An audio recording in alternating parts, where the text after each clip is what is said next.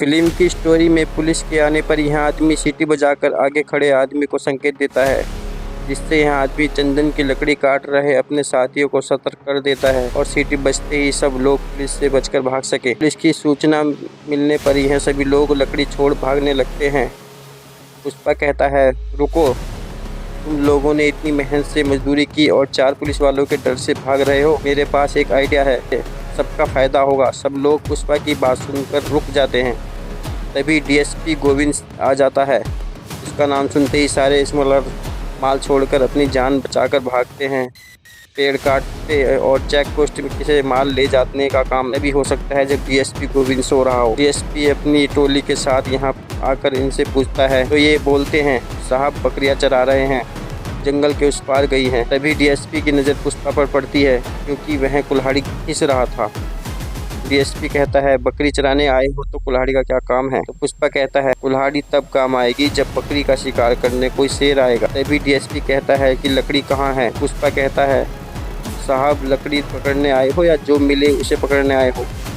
गुस्से में आकर डीएसपी पुष्पा पर बंदूक तान देता है, तो पुष्पा के साथी भी कुल्हाड़ी लेकर उसके पीछे खड़े हो जाते हैं। तभी पुष्पा डीएसपी से कहता है, तू एक बार में 1 गोली चलाएगा, मैं एक बार में 60 कुल्हाड़ी चलाऊं, सोच ले किसके ज़्यादा टुकड़े हों। पुष्पा की धमकी से डरकर सभी पुलिस वाले यहाँ से चले जाते हैं। यहाँ पर मजदूरों द्वारा काटी गई चंदन की लकड़ियों को व्यापारी खरीदने आते और मजदूरों को उनके माल के हिसाब से पैसे देते हैं। पुष्पा यहाँ नदी में हाथ धो रहा था, तभी केशव नाम का यह आदमी आता है और पुष्पा से कहता है, आओ मुझे अपने साथ रख लो। तो पुष्पा कहता है, मेरे पास तुझे देने के लिए कुछ नहीं सिवाय बीड़ी के। पुष्पा केशव से पूछता है, तू मेरे साथ क्यों रहना चाहता है? केशव कहता है, मुझे बहुत सारा पैसा कमाना है ताकि मैं अपने गाँव जा सकूँ। केशव को लगता था कि पुष्पा एक दिन बहुत बड़ा आदमी बनेगा, इसलिए वह पुष्पा के साथ हो जाता है और केशव पुष्पा की मजदूरी लेने आता है। तो व्यापारी कहता है, वह मजदूर है, कोई राजा नहीं, उसे खुद भेजो मजदूरी लेने के लिए। तो केशव कहता है, भाव पर शक मत करना, उसे मौका मिला तो वह प्रधानमंत्री बन जाएगा, यह बात याद रखना। तभी यहाँ पर पुलिस इन लोगों को पकड़ने आ जाती है, क्योंकि चंदन काटना गैर कानूनी है। पुलिस वाले बोलते हैं, अगर किसी ने होशियारी की तो सभी को गोली मार दी जाए। पुष्पा खड़ा होता है और हाथ में पत्थर उठाकर पुलिस वालों पर फेंकता है,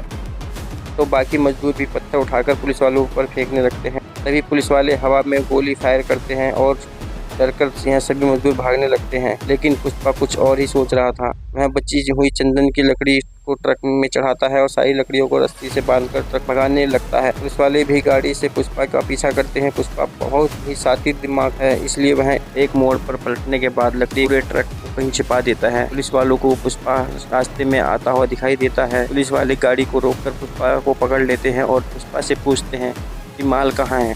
तो पुष्पा कहता है, तुझे फिर माल नहीं मिला, चल पुलिस स्टेशन चलकर ही बात करते हैं। पैर बांधकर पुष्पा को पीटने लगती है। पुलिस वाले पुष्पा को मार मार कर थक जाते हैं, लेकिन पुष्पा पर पुलिस की मार का कोई असर नहीं होता और वह माल के बारे में भी कुछ नहीं बताता। तभी डीएसपी को गुस्सा आ जाता है और वह गुस्से में पुष्पा से पूछता है कि कौन है तेरा मालिक?